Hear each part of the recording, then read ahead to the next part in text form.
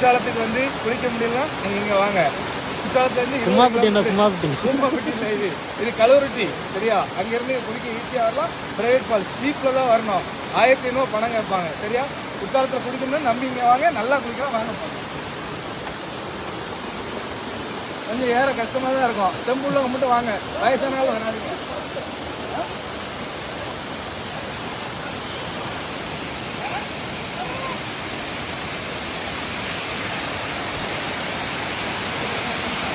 அது அடி ஸ்டோப் பண்ணி